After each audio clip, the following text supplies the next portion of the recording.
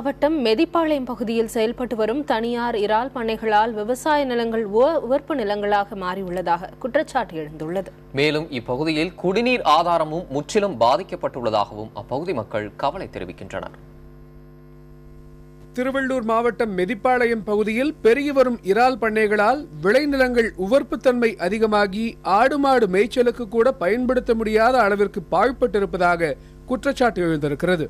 பழவேற்காடு ஏரியில் இருந்து பாதுகாக்கப்பட்ட பறவைகள் சரணாலய பகுதி வழியாக அனுமதி இல்லாமல் கால்வாய் வெட்டி இறால் பண்ணைகளுக்கு தேவையான நீர் கொண்டு செல்லப்படுவதாகவும் இப்பகுதி மக்கள் கூறுகின்றனர். பயன்பாட்டிற்கு பிறகு எஞ்சும் கழிவுநீர் நன்னீர் ஏரியில் கலப்பதால் அப்பகுதியின் ஒட்டுமொத்த வாழ்வாதாரமும் பாதிக்கப்படுவதாகவும் அவர்கள் கவலை தெரிவிக்கின்றனர். எறாப்பண்ணை என்ன பண்றாங்கன்னா, ஒரு ரசாயன பொருள் கலக்குறாங்க. அதோட எண்ணிக்கை சீக்கிரம் அதோட வருமானம் அதிகரிக்கணுன்றதுக்காக ரசாயன பொருள்லாம் கலக்கிறதுனால அதோட ஒரு 3 மாசத்திலேயே அதோட இது அதிகமாயிடுது. 1 கிலோ அது மாதிரி பண்ணிடுறாங்க. ஸோ அதனால என்ன பண்றாங்கன்னா, அந்த கழிவு எடுத்து வெளியே தள்ளுறாங்க. அந்த கழிவுனால ஏரி ஃபுல்லா தண்ணி எல்லாமே வேஸ்ட் ஆயிடுது. மாடு ஆடு தண்ணி குடிச்சா சீக்கிரம் அதுவும் செத்துது. நன்னீர் ஏரியான ஈசா ஏரி முற்றிலுமாக பாதிக்கப்பட்டிருப்பதால் அதனை சுற்றியிருக்கும் பல 100 ஏக்கர் விவசாய நிலங்கள் நீராதாரத்தை இழந்திருப்பதாக தெரிவிக்கும் பொதுமக்கள் தங்கள் வாழ்விடங்களையே இழக்கும் சூழல் ஏற்பட்டிருப்பதால் குடியுரிமையை துறக்கவும் தயங்க மாட்டோம் என்றும் தெரிவிக்கின்றனர்.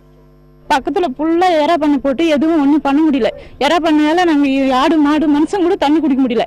எறா தண்ணி இல்லாத எப்படி சார் நாங்க வாழ்வோம் சொல்லுங்க. எங்களுக்கு இதுக்கு ஒரு தீர்வு கிடைச்சே ஆகணும். அப்பதான் இந்த ஊருக்கு ஓட்டு போடுவோம். இல்லைன்னா இப்படியே நாங்க இப்படி இருந்தா சாக முடியும். தண்ணி இல்லாம நாங்க எப்படி போய்ப்போம்.